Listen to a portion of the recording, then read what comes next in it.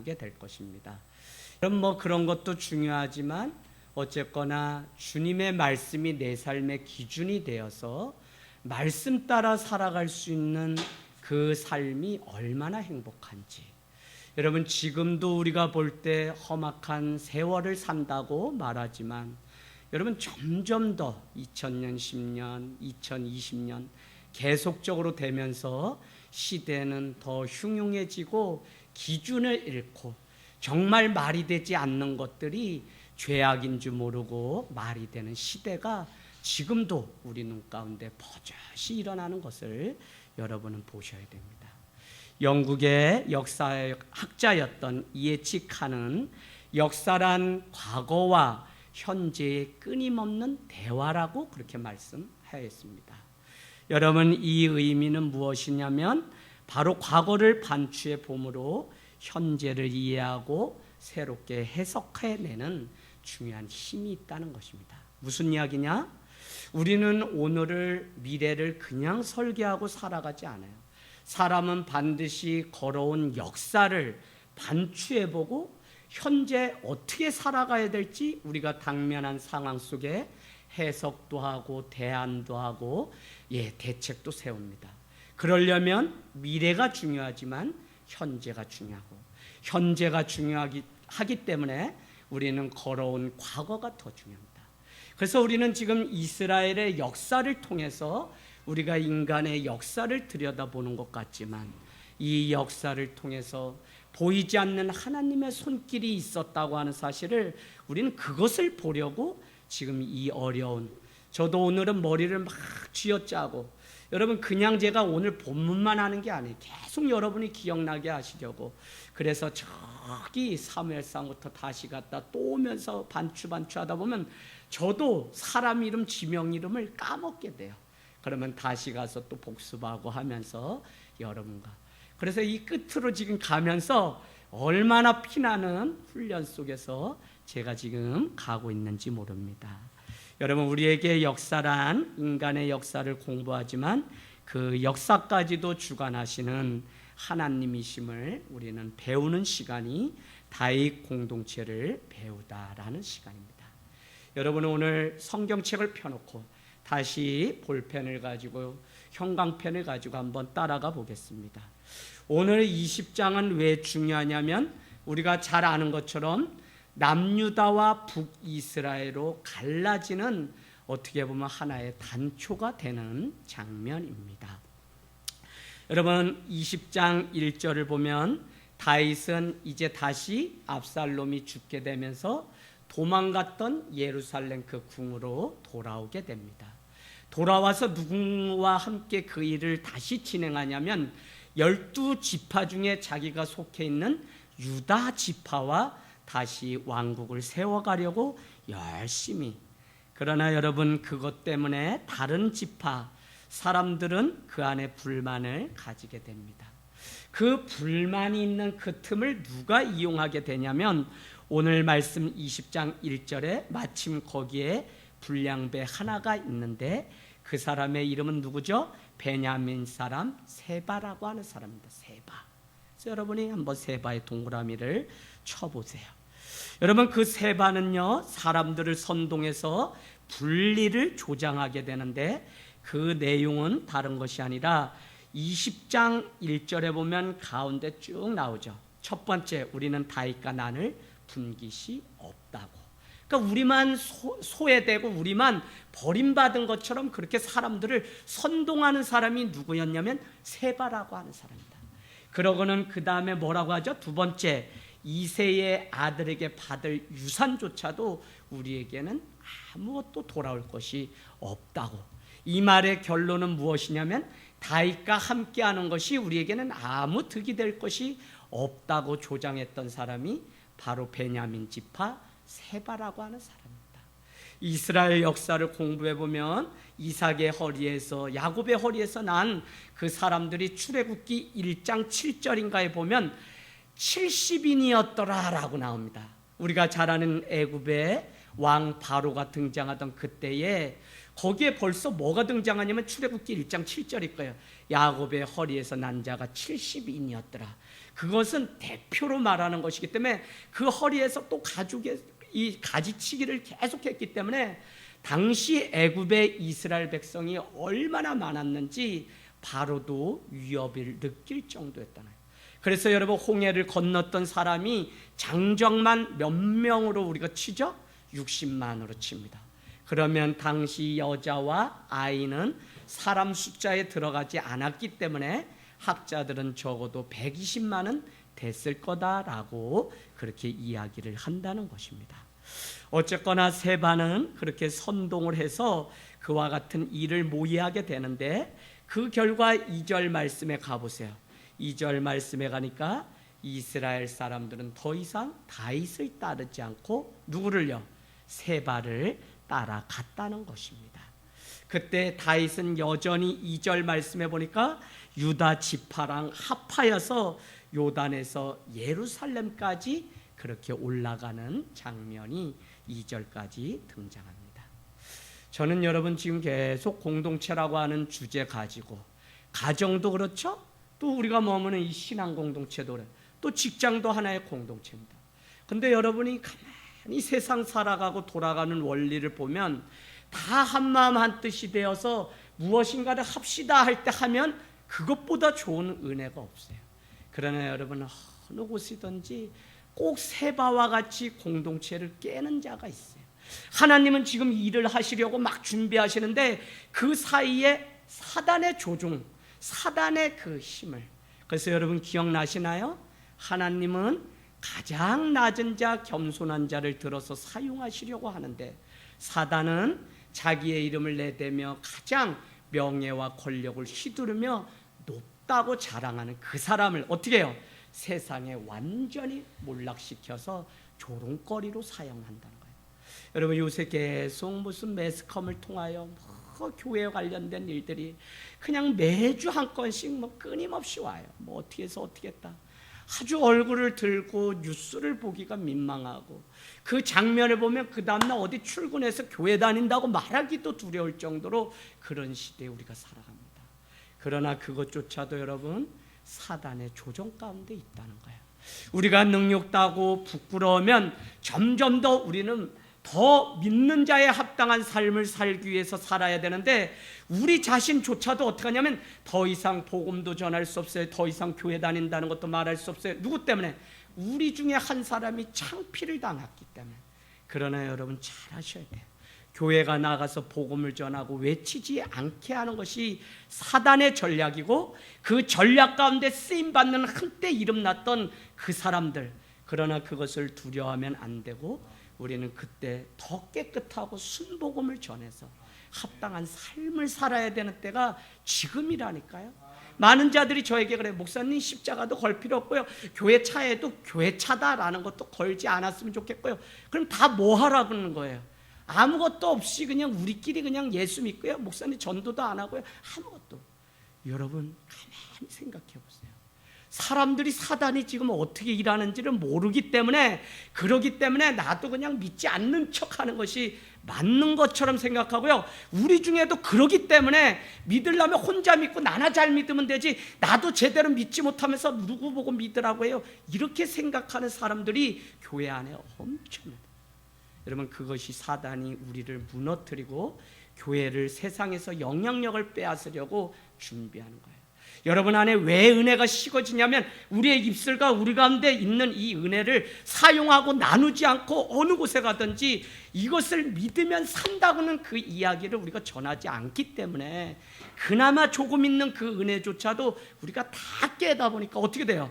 오늘 세바와 같이 결국은 그 사람이 공동체를 깨는 역할을 한다니까요. 저는 오늘 말씀을 하면서 그렇지, 그래서 우리가 분명히 복음 가운데 무장하고, 그래서 우리가 은혜 가운데 사는 삶이 우리 안에 준비돼야 되는구나. 그렇지 않으면 다 적당히 이렇게 살다가 결국은 그냥 주님 오시는 날 교회 다닌 그 도장 하나 가지고 그것으로 구원받는 양 우리는 착각하고 살아요.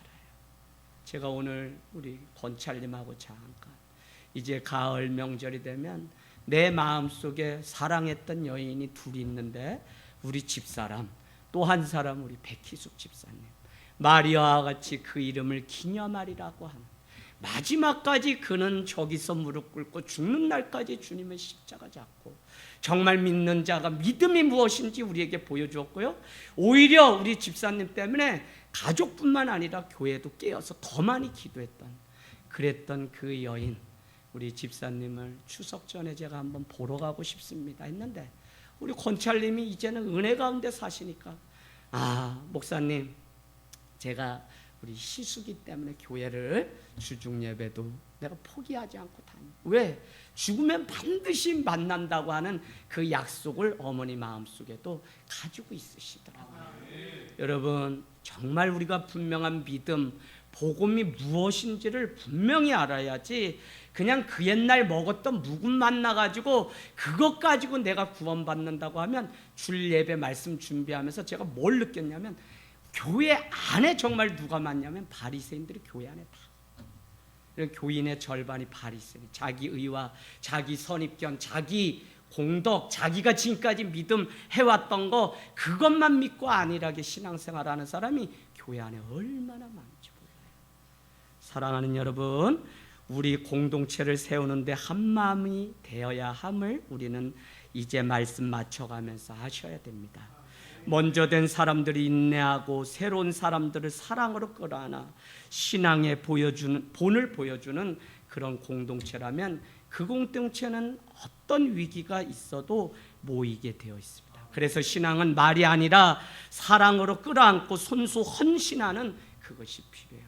여러분, 말이 아니라 신앙은 무엇이냐면, 그 허리에 둘린 수건이 있을 때 정말 주님을 쫓아가는 섬김의 자리, 그가 예수의 삶을 사는 것이지, 정말 예수님이 발 닦고 허리에 있었던 그 수건도 없는 채 우리가 말로 주님 사랑한다는 것은 우리가 우리를 스스로 속이는 거예요. 갈라디아서 6장에 너는 스스로 속이지 말라. 뭐라고요? 사람이 무엇으로 심든지 그대로 거두리라고 하는 그 말씀. 다 스스로 속아서요, 뭐가 된 것처럼. 그래도 여러분, 오늘 말씀 제목과 같이 욕심이 내 안에 있기 때문에 관계를 깰 뿐만 아니라, 욕심 때문에 내가 시험에 들어서 결국은 믿음의 자리에서 다 떠나는 거예요. 왜요? 스스로 자꾸 속는 거예요. 난 정도는 되면 인정받아야 되는데 그렇지 않은 거예요. 여러분, 교회가 1인 1사역을 합니다. 그 목적은 혼자 빨리하고 움직여도 된다는 말이 아니라, 함께 세우기 위해서 하나라도 기쁨으로 본이 되라는 것이에요. 제가 여러분께 죄송하다고 하면서 말씀드릴 때는 잔소리도 아니고 부탁드린 거예요. 리더면 여러분, 새로운 사람이 다 갈 때까지 챙기고 교회 안에 무엇을 마무리 줘야 되는지, 여러분, 교회 오면요, 제가 창문이고 뭐고 다 봐요. 지금도 뭐가 새는 데가 있나, 비가 있나. 적어도 여러분, 청년 시절에 제가 그렇게 살았어요. 목사기 때문에 아니에요. 그래서 여러분이 정말 리더고 은혜로 산다면, 여러분은 오늘도 주님 앞에 삶의 본이 되는 삶을 위해서. 왜요? 그렇지 않으면 다 속는 것이기 때문에. 그래서 여러분, 지식을 가르치는 바리새인이 아니라 저는 삶으로 본을 보여주는 사람들이 있기를 원합니다. 제자 훈련을 하는 목적, 첫 번째가 무엇이냐면, 우리 계속 애웁니다. 뭐였어요, 장혜자 집사님? 제자 훈련 왜 해요?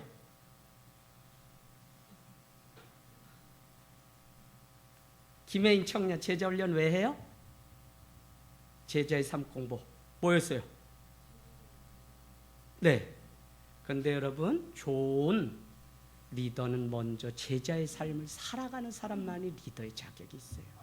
오늘날 교회 안에 리더하겠다는 사람 너무 많아요. 너무 안 하니까 다 리더로 세웠어요. 천만의 만만의 말씀이에요. 여러분, 집사라는 직분 하나조차도 이미 리더의 자격을 준 거거든요. 그거 함부로 사용하시면 안 돼요. 하나님이 받은 만큼 다 우리에게 물으시고 책임이 있다고 우리에게 주신 거예요. 그래서 여러분, 저는 정말 목사님과 함께 목회 철학을 나누고 누군가가 오면 새롭게 세워가는 이 제자의 삶 공부를 여기 있는 분이 다 해서, 정말 교회 리더 아니고 이재양 목사의 제자가 아니고 주님의 제자로 이 마지막까지 경주할 수 있는 여러분의 삶이 되기를 주님의 이름으로 축복합니다. 오늘 세반은 그러지 못하기 때문에 그 사이에 틈을 만들어서 사람들을 선동해서 다윗에게로부터 아무 분깃이 없으며 이새의 자손에게 우리가 받을 유산이 아무것도 없으니 우리는 각각 자기의 성으로 돌아가서 이제 우리 마음대로 살자. 다윗 왕하고는 상관이 없다고 선동하는 자가 베냐민 지파 세바였다는 것입니다. 여러분, 그는 사람들을 선동하여 이렇게 사는 것이 속는 것이고 손해를 보는 것이고 후에 정당한 대우를 받지 못한다고 선동합니다.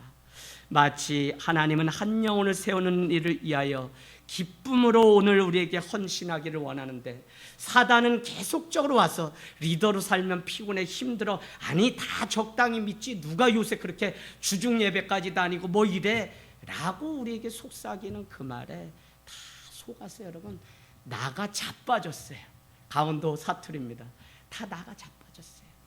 그냥 꽃무늬 그냥 썬데이 크리스찬으로 사는 시대가 이제 점점 더 될 거예요.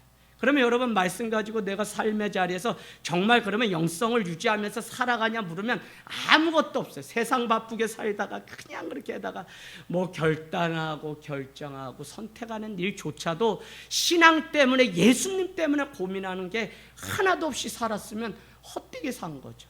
그렇게 살다가 주일날 와서 또 이렇게 안 된다니까요. 여러분 정말 여러분의 삶에 말씀이 기준이 되기를 원합니다. 여러분이 리더로 살으라는 것은 무엇을 하라는 게 아니에요. 여러분 그동안 제가 여러분께 늘 말씀드립니다. 교회가 무엇인지 알아야 된다고. 그런데 한국 교회는 교회를 다니라고 가르쳤더니 교회 와서 11조하고 주일신하고 봉사하고 뭐하고 하는 일로서 의무를 다하면 마치 그것이 교회인 양 그렇게 착각 속에, 그러다 번아웃되고 뭐하고 알아주지 않으면 시험이 우리 가운데 찾아옵니다. 저는 분명히 여러분께 오늘 말씀드립니다. 여러분이 리더가 되고 본이 되는 삶을 살려면 우리 안에 은혜가 먼저 채워지는 그 삶. 그래서 여러분이 준비해야 될 것은 리더는 다른 게 아니라 은혜 가운데 사는 삶을 준비하면 그 손이 움직이고 발이 움직이기 때문에 주손발 봉사단의 일들을 우리가 할 수 있는 것이지, 이게 되지 않으면 여러분 억지로 하는 것은 오래가지 못합니다. 여러분 주님은 오늘 찬양과 같이 한결같이 역사를 뚫고 우리 가운데 찾아오셔서 너 같은 자도 복이 있다고 우리에게 말씀하신 그 사랑을 여러분은 지난해에 받았던 그 은혜가 지금도 있어야 돼요. 무슨 부흥회기 때문에 받았던 은혜 그것으로 여러분 속지 마세요. 늘 한결같으신 주님을 따라 성실함으로 주님 앞에 세워지는 리더, 그 사람이 영혼을 세우고 살리는 것이지 교육을 받으면 뭘 하면 그건 다 그냥 했던 것뿐이죠.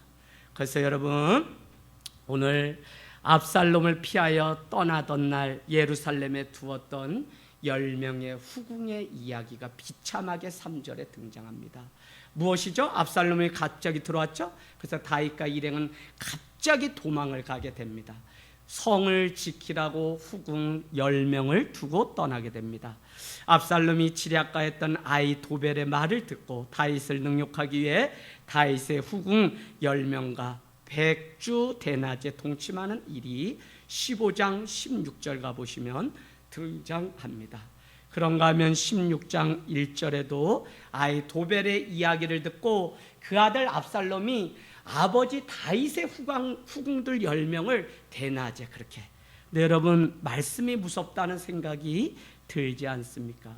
왜 그러냐면 일찍이 우리아의 아내, 다윗의 부하장수였던 우리아의 아내 밧세바를 범하였을 때 나단 선지자의 책망이 그에게 그대로 이루어지는 것입니다.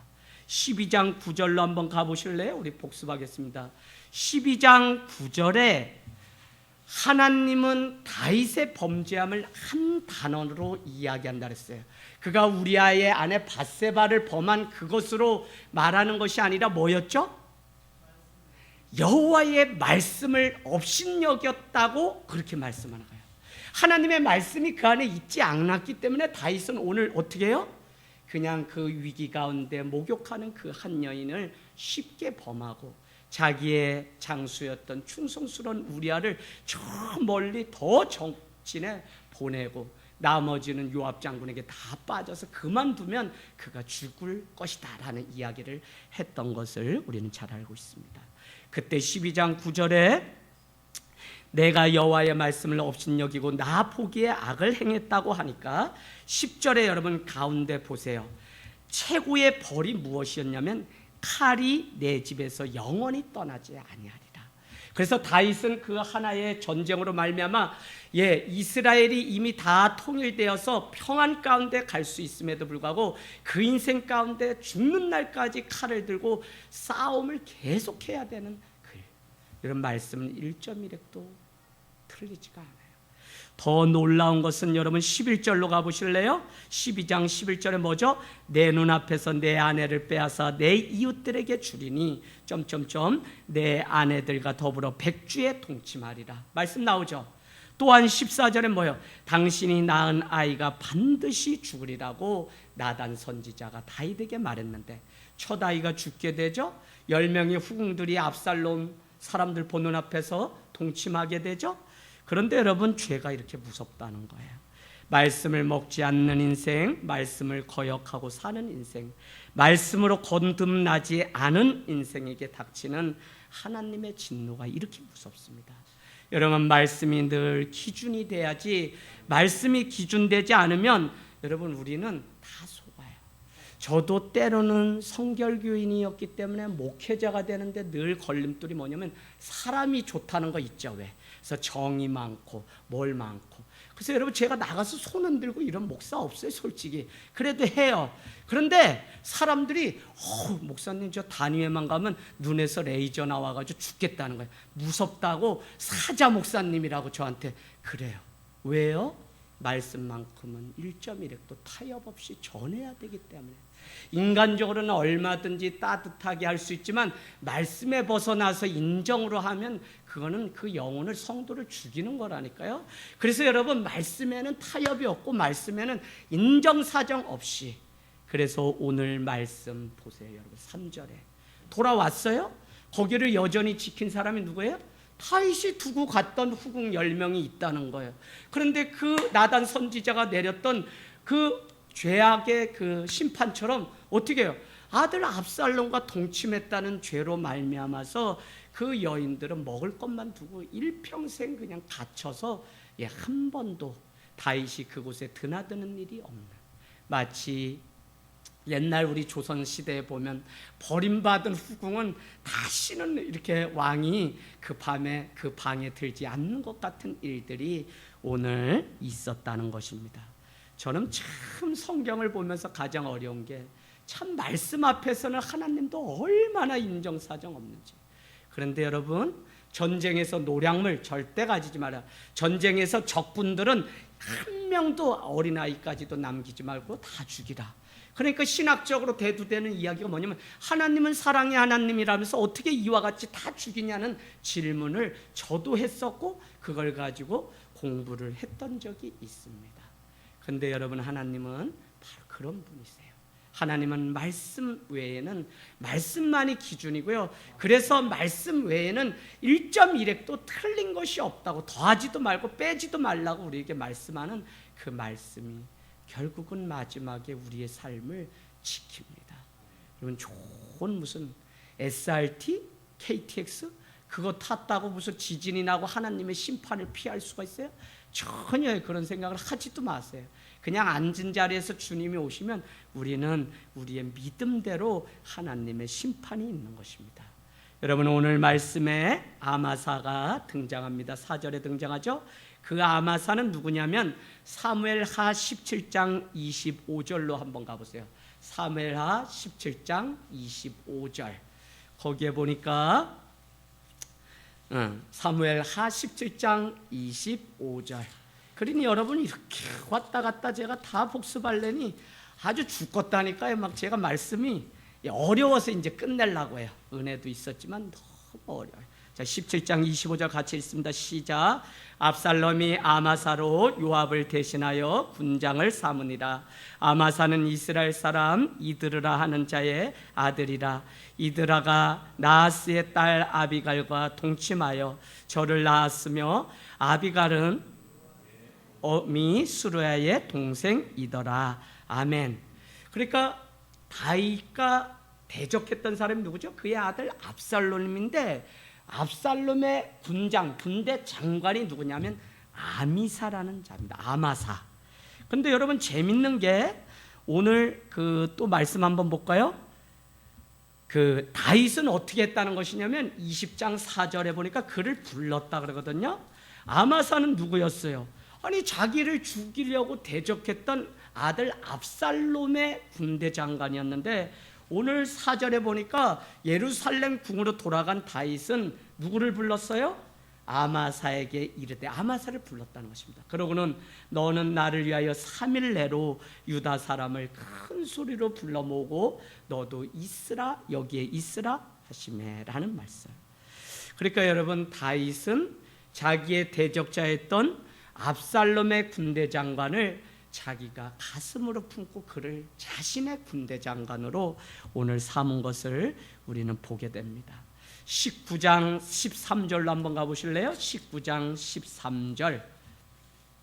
다윗이 13절에 19장 13절 너희는 또 아마사에게 이르기를 아마사 너는 내 고륙이 아니냐 내가 요압을 이어서 항상 내 앞에서 쥐관이 되지 아니하면 하나님이 내게 벌 위에 벌을 내리시기를 바라노라 하셨다라 하여. 이 말씀 무엇이냐면 다윗이 자기의 최고의 장군이 지금까지 누구냐면 요압이라는 자를. 근데 여러분은 요압이 어떤 일이 있어도 어떻게 해요? 내 아들 압살롬의 몸에 칼을 대지 말라고 그렇게 다윗이 불러서 했건만 결국은 요압이 어떻게 해요? 그를 압살롬이 어떻게 도망가다가 이렇게 해서 걸려가지고 공중에 매달려 있는데 요압을 따르는 장군 젊은 장수 10명이 가서 창으로 그 배를 찔러서 죽이게 되고 그 소식이 다윗에게 왔을 때 다윗은 밤낮 울었다고 하는 장면을 여러분이 기억나실 겁니다. 그래서 어쨌거나 다윗은 요압을 대신해서 아마사를 세우고 오늘 19장 13절은 뭐냐면 아마사 너가 내 곁을 이제 절대 떠나면 안 된다. 너가 내 곁을 떠난다면 하나님이 벌 위에 벌을 내릴 거다. 이 얘기는 뭐예요? 나는 너를 이제는 척이 아니라 정말 형제로 대하고 함께 믿음의 멍에를 맬 동역자로 여긴다. 빌레몬서에 나오는 장면입니다. 그러니 너는 내 곁을 떠나지 마. 만약 너가 떠난다면 하나님은 벌 위에 벌을 내릴 거라고 얼마나 아마사를 믿고 다시 자기의 그 군장으로 삼았는지를 우리가 알 수 있습니다. 그런데 여러분, 다윗은 왜 오늘 요압을 대신해서 아마사를 자기의 군대 장관으로 삼았을까요? 다윗은 모든 가난한 자를 포용하고 또 원수된 자들을 이끌어내는 자입니다. 그가 아둘람 굴에서 400명을 감춰주고 숨겼을 때 그가 그일라 땅에 이렇게 갇히게 됩니다. 그 소식을 들었던 600명의 사람들이 다윗을 구하기 위해서 찾아갔던 장면 여러분 기억나시나요? 안 나실 거예요. 근데 그런 적이 있었어요. 사무엘상에 보니까. 왜요? 이미 다윗은 전쟁 중에 피난 가운데도 어려움을 당하는 사람을 도와줬던 그 소문과 은혜를 입은 자들이 이제는 옳거니 우리가 가서 다윗을 도울 때다라고 해서 같이 싸워줬던 사람들의 이야기가 등장합니다. 그러니까 다윗은 모든 사람을 포용하고 충성심을 이끌어내는 자였고 다윗은 자신을 반역하려 하였던 압살롬의 군대 장관을 처단하지 않고 오히려 오늘 아마사 그를 가슴으로 품었다는 것입니다. 그로 인하여서 압살롬을 따르던 군대와 백성들까지 품을 수 있었던, 물론 정치학적인 어떤 의미가 있을지 몰라도 어쨌거나 우리가 그런 계략, 사람의 생각을 버리더라도 어떻게 해요? 다윗이 원수까지 품었더니 그 백성 압살롬을 따르던 자들이 다 다윗의 백성으로 돌아오는 것을 우리는 알게 됩니다. 여러분, 위험한 일이겠지만 다윗은 감히 그렇게 진행하였고 이것이 바로 용서의 힘이고 내가 먼저 용서할 때 주님이 주시는 축복이 모든 사람들을 원수로 끝내지 않고 삼는 일들. 그래서 여러분 잘 들으셔야 돼요. 교회 안에서도 여러분이 왜 말씀 가운데 순종하고 훈련을 받냐면 원수 삼지 않고 화평케 하기 위해서 세상으로 나가고, 화평케 하는 것은 누가 할 수 있냐면 내 안에 은혜가 차고 넘치게 되면 원수까지라도 사랑할 수 있는 그 은혜가 누구에게? 다윗에게 있었듯 오늘 주님은 우리에게 그것을 원하시는 것입니다. 여러분, 저는 다윗이 요압을 배제하기 위해서 아마사를 택했다는 생각을 해보게 됩니다. 요압이 먼저 예루살렘을 침입하여 여부수 사람을 물리치고 다윗의 군대 장관이 되었던 것을 우리는 사무엘하 8장 16절에 보면 요압을 군대 장관으로 삼았더라라고 하는 8장 16절 말씀이 나옵니다. 그는 용맹하고 전쟁에 능했으며 다윗에게 충성했는데 그는 너무 충성을 다했기 때문에 그것이 과하여서 수단과 방법을 가리지 않아서 피를 많이 흘리게 했던 사람이 요압 장군입니다. 8장 16절. 특히 다윗의 아들 압살롬을 반역자라는 이유로 다윗의 명을 어기고 그를 죽였던 군대 장관이 바로 요압이라는 자입니다. 18장 15절에 등장합니다. 다윗은 아마 뛰어난 능력을 요압이 가졌을지라도 인성이 부족하고 순종함이 없었기 때문에 그를 배제했다는 것입니다. 여러분, 저는 언젠가 이렇게 말씀드렸습니다. 하늘 땅 교회가 끝까지 건강한 교회로 가기를 원한다면 초대교회 고린도 전후서와 같이 권징과 이런 것들이 교회 안에는 작동해야 됩니다.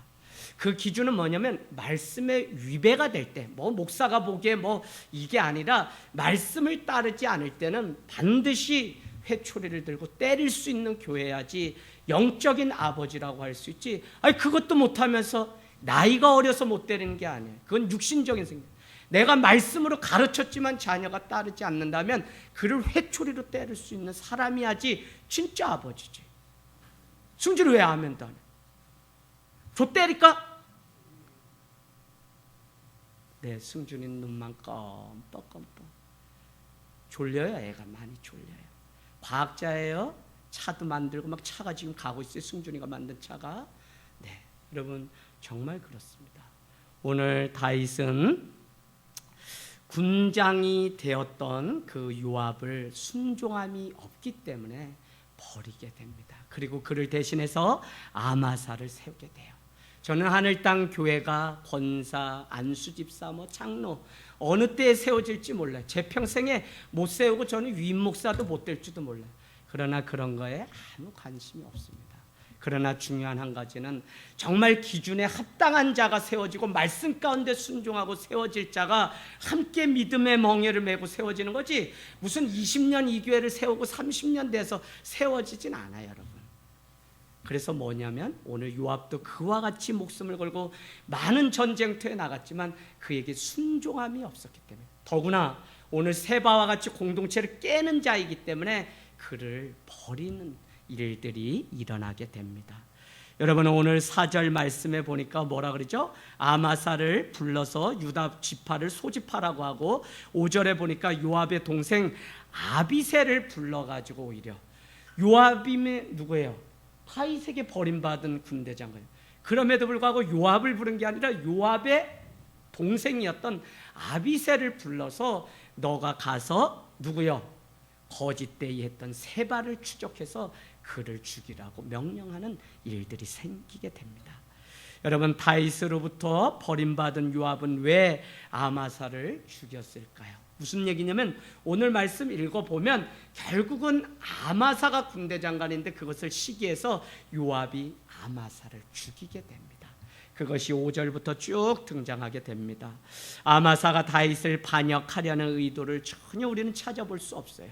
그래서 여러분 한번 5절 볼까요?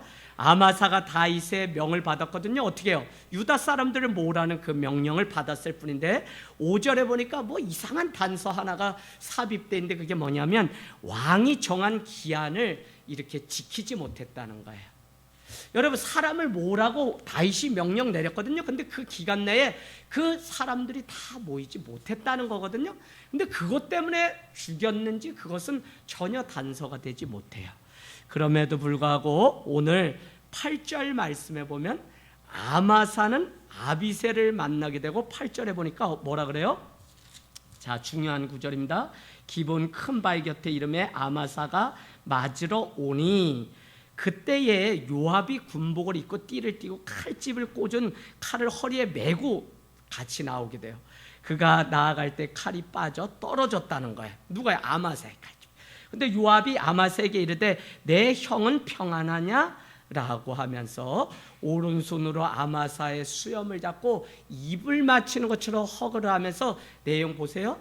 칼을 꺼내서 배를 찔러 죽이는 일이. 지금 군대 장관이 다윗의 군대 장관이 아마사인데 아유 오랜만에 만나서 반갑구나 하면서 에이, 우리 윤아 이렇게 윤아 딱 하고 앉았는데 윤이한테 얘기하기는 그렇다 거시기하네. 네. 했는데 입을 맞추는 줄 알았더니 그때 별로 이렇게 했다는 거예요. 자, 여러분 그래서 우리가 오늘 무엇을 알게 되냐면 요압은 아마사를 죽이는데 요압은 분명 자신의 지위를 찾기 위해서 시기심에 교활했던 아마사 그 요압은 아마사가 어떤 반역을 꾸민 것처럼 말을 만들어서 내가 그 반역자를 죽인 것처럼 내가 충성스러운 당신의 종입니다 라고 포장을 하기 시작합니다. 그래서 여러분 11절에 한 젊은 청년이 말하기를 요압을 좋아하는 자와 다윗을 위하는 자는 요압을 따랐다라는 구절이 있어요. 이 의도는 뭐냐면 이 말씀을 잘 들어보면 백성들이 당시 백성들이 생각할 때 요압과 다윗은 이미 갈라져서 다른 길을 가는데 요압은 그럴싸하게 지금 뭐 거짓되이 꾸며서 다윗을 쫓아가는 척하지 백성들이 볼 때 장수들이 볼 때는 요압을 따르는 자와 다윗을 따르는 자가 다르다. 그런데 결국은 오늘 아마사를 죽이는 일을 통해서 이 모든 자가 다 요압을 따르게 되었다는 거예요. 다윗이 아니라 요압을. 그러니까 뭐예요? 오늘 엄청난 선동과 계략을 했던 세바도 문제지만 오늘 요압도 자기가 빼앗겼던 군대 장관의 그 명예를 다시 찾기 위해서 인간적으로 또 일을 만들고 모의를 하고 꾸며내는 거짓이 거짓을, 죄가 죄를 낳는 일들. 그래서 여러분 회개가 왜 필요하냐? 회개는 나를 살리는 일이에요. 우리가 거짓말해서 옛날에 다 들켜봤죠. 엄청나게 걸렸어요. 저도 여러분께 말씀드렸지만 그 수박 그거 처음 동네에서 먹고선 그게 과자라고 누나가 소개해주면서 재아가 저놈에 가면 맛있는 과자 있는데 누나 말 잘 들으면 내가 사주지. 누나 그게 뭐야? 따라와. 그래서 낮에 토요일 방공일이라 그래. 옛날에는 반은 학교 갔다가 반은 오고 저희는 또 산에 갔다 오다가 이상한 사람 만나면 무조건 나는 공산당이 싫어요. 이승복의 영향을 받아서 그 사람이 작은아버지인지도 모르고 사우디 갔다가 10년 만에 돌아오는 작은아버지를 내 손으로 신고했다니까 내가 얼마나 반공정신이 투철한지. 왜요? 모르니까 난 본 적이 없으니까. 그런데도 행성지서장상을 제가 공부로는 못 받았어. 근데 반공정신이 투철. 그래서 저는 늘 여기에다가 이승복처럼 도시락 벤또 들고선 늘 나한테 공산당이 너 공산당 믿을 거야? 그냥 난 싫다고 말해서 입이 찢어져서 죽은 사람이 누구예요? 이승복이. 난 그렇게 죽으려고 늘 준비하고 있었어. 토요일이면 방공일날 오후에 꼭 뭐를 하냐면 모의 간첩 훈련하는데 간첩은 누구냐면 예비군들 중에 머리에 빨간 띠 두른 사람은 간첩인데 그 사람 신고하면 돼요. 여러분께만 말씀드리는데 우리 외삼촌이 그 당시 그 동네 예비군 대장. 저한테 그 다음날 꼭 와요. 아침에 와요. 제가 공부로는 안 되니까 너가 횡성지서장상이라도 받았으면 좋겠다. 그러면서 외삼촌이 저 건너편 다리 밑에 숨어 있으니까 일단 신고부터 하라는 거예요. 그럼 난 무조건 막 그냥 교장 선생님한테 봤다고 거짓말 치면서 막 가가지고 신고를 해요. 그러면 그 얘기를 듣고 뭐 모의 또 경찰들이 막 출동해요. 그럼 거기에 외삼촌이 이렇게 숨어 있다가 잡혔네?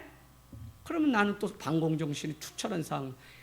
해마다 그냥 책받침 그거는 내가 얼마나 많이 받았는지. 집에 너무 많아가지고 아이들한테 나눠주고 막 그냥 부채로 썼던 게 기억이 나요.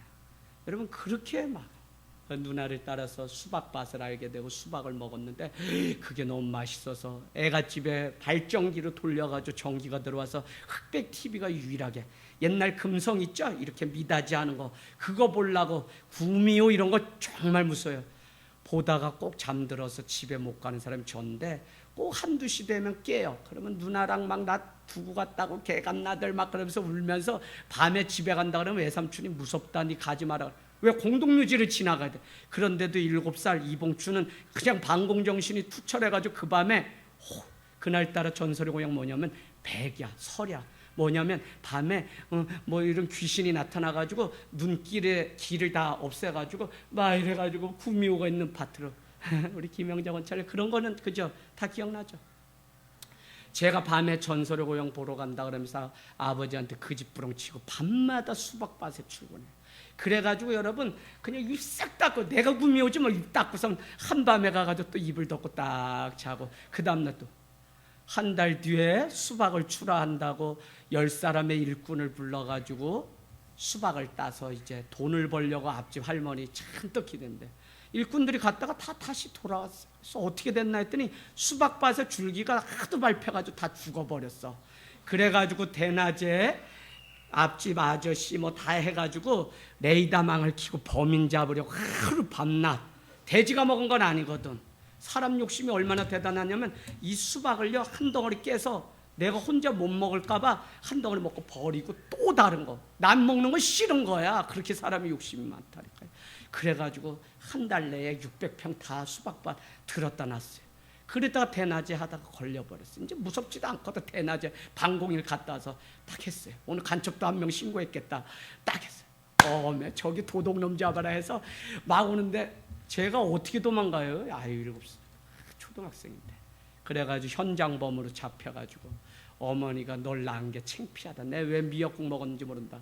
지금이라도 경얼소주 1개짝을 사다 줄 테니 내일 학교 가지 말고 그거 엄마랑 가서 무릎 꿇고 앞집 할머니한테 빌자. 그래서 그거 가지고 가가지고 빌고 돈 그 당시에 또 돈백 정도 물어주고 이랬다니까요. 했다면 커요. 그냥 째째하게 안 해요. 할렐루야.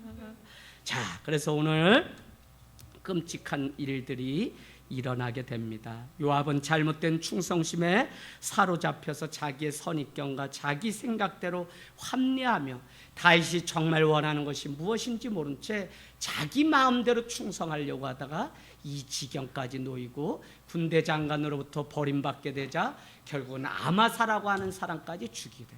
다 뭐요? 말씀이 기준되지 않고 자기가 원하는 대로. 여러분 제자는 뭐냐면 주님이 시키는 대로 하는 사람이 제자지 그냥 내 마음대로 내가 거기다 전부 뭘 넣고 내 마음대로 하는 게 제자가 아니에요.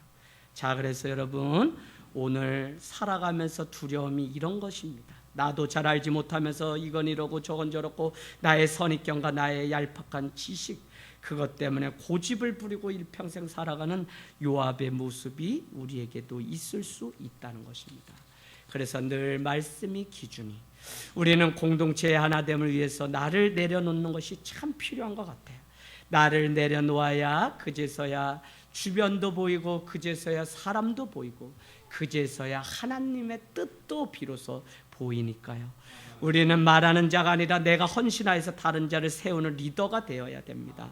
마치 예수께서 십자가의 흔적을 가지고 사셨던 것처럼 우리 역시 져야 할 십자가가 다른 사람과의 관계 속에서 있을 때가 있어요. 피하지 말고 하나의 미랄이 되기 위해서 그 십자가를 기꺼이 졌던 사람이 사도 바울입니다. 여러분, 나는 내 지위를 찾기 위해서 누구를 찌르고 있지 않습니까? 나는 내 자존심에 스크래치가 나서 그것 회복하려고 누구를 모함하고 있지는 않습니까? 명예욕이 강했던 요압과 내가 다른 점이 무엇이 있을까요? 나도 요압과 같이 높은 자리에 올라앉고 싶은 속절없는 죄인은 아닙니까? 내가 어떤 위치에 오르기 위해서 그 위치에 있는 사람을 찌를 때가 있지는 않습니까? 내가 꼭 칼로 찌르는 것이 아니라 말로써 그를 찌르고 모함과 험담으로 나는 그 사람에게 칼로 찌른 것이 아니라 칼과 혀로 그 사람을 찌른 적은 없습니까? 오늘 다윗의 주변에는 이와 같이 그릇된 충성심 가지고 말과 혀로 다윗의 그 손에 피를 묻히려고 했던 불충스러운 사람들이 많이 있었다는 것입니다. 우리는 언제나 하나님의 심판이 우리 가운데 놓여 있다는 사실을 아셔야 돼요. 하나님은 우리의 믿음을 보시고 영벌과 영생으로 심판합니다. 오늘 요압의 인생의 결말은 어떻게 됩니까? 제가 너무 궁금해서 이제 언제 요압이 죽지? 이렇게 죄를 가지고 있는데 그는 잘 되겠나 하는 마음이 들어서 따라가 보았더니 열왕기상 2장에 요압이 그냥 처형당하는 일, 다른 사람의 칼에 의해서 죽게 됩니다. 열왕기상 2장, 솔로몬은 왕이 된 후에 요압이 죄 없는 아브넬과 아마사를 죽였다는 사실을 알고 그는 요압 자신의 피로 돌리게 됩니다. 열왕기상 2장 한번 보실까요? 네, 한번 보겠습니다. 네, 5절 말씀에도 나오죠. 아브넬과 에델의 아들 아미사에게 행한 일을 내가 다 알았기 때문에 그가 그들을 죽여 태평시대에 전쟁의 피를 흘리고 전쟁의 피를 자기의 허리에 띤 띠와 발에 신에 붙였으니 내 지혜 행한 것 쭉 나옵니다. 그러면서 어디로 가겠느냐 뭐 이렇게 하면서 결국 그는 죽음을 당하게 되는 장면들이 나옵니다. 네, 어디에 나와요? 32절. 네, 맞습니다. 여호와께서 31절에 먼저 왕이 이르되 그의 말과 같이 하여 그를 죽여 묻으라. 요압이 까닭없이 흘린 피를 나와 내 아버지의 집에서 내게 제하리라. 여호와께서 요압의 피를 그의 머리에 무슨 얘기냐? 죄 없는 자를 죽인 그것을 요압에게 다시 돌린다는 거예요. 여러분, 성경에 나오는 동의 복수법, 이에는 이, 눈에는 눈. 그러나 여러분, 베드로전서 3장 4장에 보면 너는 도리어 복을 빌라는 말씀이 있습니다. 악을 악으로 욕을 욕으로 갚지 말고 도리어 복을 빌라. 이를 위하여 너희가 부르심을 받았다라고 하는 베드로전서 3장 4장의 말씀이 나옵니다.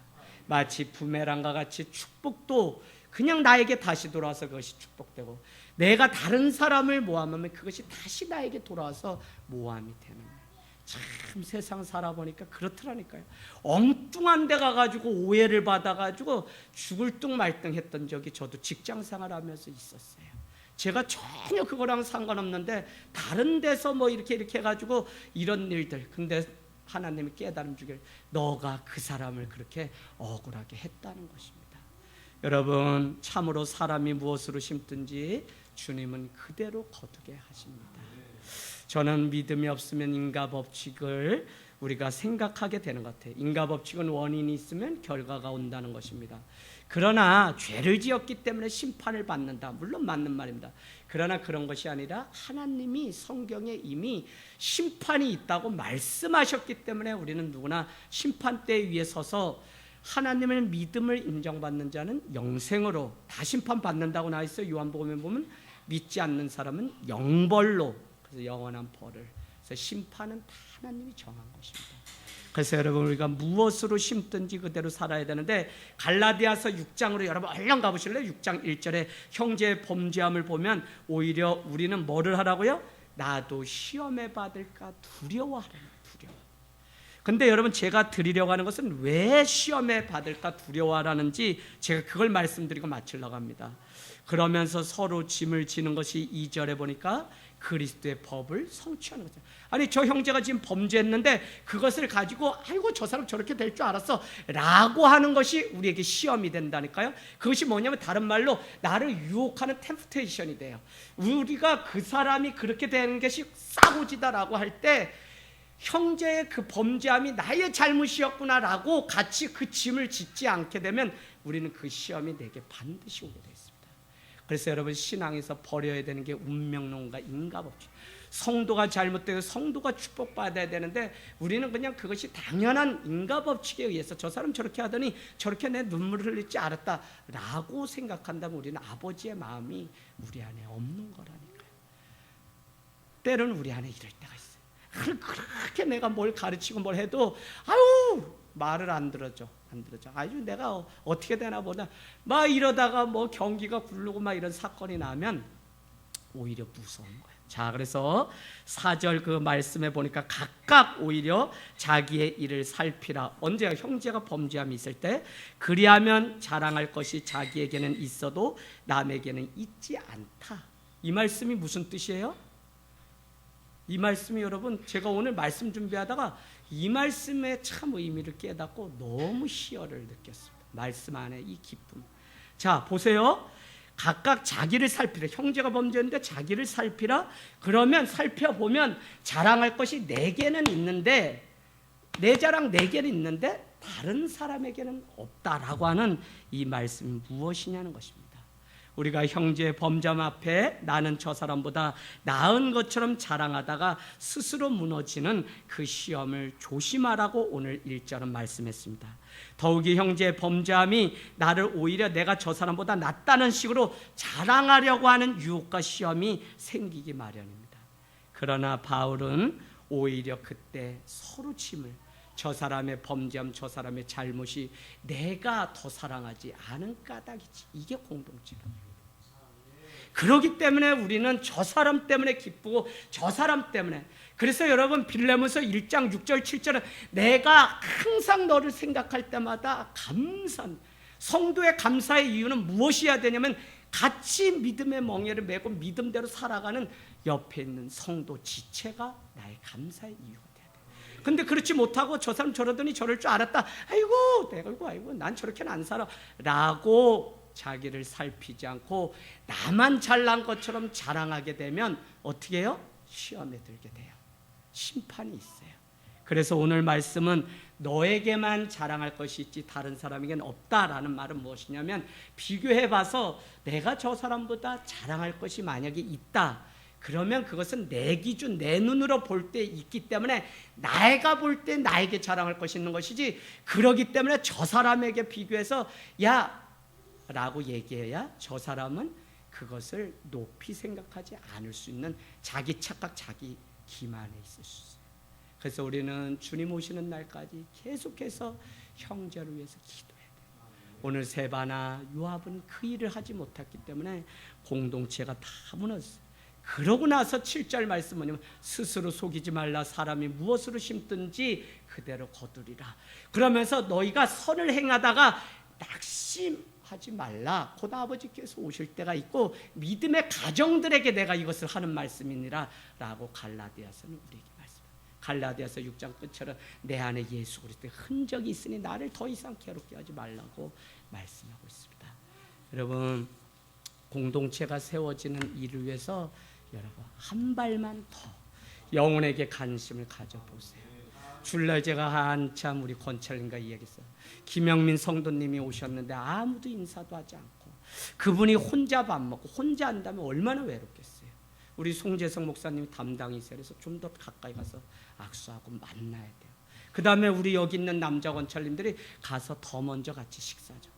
그런데 그걸 누가 보고선 이야기하냐면 오성환 권찰님이 목사님 제가 오늘 보니까 잘못한 것 같아요. 아쉬워요. 다음부터는 목사님 전화번호 주세요. 제가 주중에 전화를 해서 새로 오셨는데 겉도는 것 같은데 제가 챙기고 싶어요. 여러분 다 그래요. 다 그래요. 교회가 점점 이렇게 해서 100명 막 이렇게 되면서 우리 안에 뭐가 식는지 아세요? 사랑이 식어요. 영혼에 대한 관심. 그러면서 내가 아니라 사람이 많기 때문에 저 사람이 하지. 그러다 보니까 정작 주일에 제가 가슴 아팠어요. 여러분, 성도 새로운 사람은 빗자루 잡고 일을 하는데 우리 성도는 오히려 구경하고 이야기하고 먹고 마시고 그런 모습 보면서 아니요 같이 해요 이렇게라도 좀 얘기해야 되는데 아니요 그분만 남아가지고 뒷정리 하시더라니까요. 물론 다른 사람들 쓰레기통 비우고 할 일 다 했어요. 그래서 여러분 1인 1사역 다시 여러분이 잘 피아노 치는 사람 피아노 닦으세요. 뭐 어려운 거 할 거 없어요. 그래서 여러분이 하나님 앞에 공동체를 어떻게 세워가냐면 먼저 된 자가 먼저 꼭 온 성도들 다 돌려보내고 어떻게 가는지까지도 다 걱정하고 돌아가는 게 리더고 아버지의 말. 제가 여러분 1년이면 신발을 3컬레씩 청년 시절에 바꿨어요. 왜요? 목사님이 꼭 너가 리더니까 데려다 주라는. 제자 훈련을 하다 보면 리더가 자매들은 막 눈 맞춰서 막 이렇게 삐리삐리 이것도 못하게 해요, 목사님이. 그러면 제명이라는 거예요, 우리 교회에서는.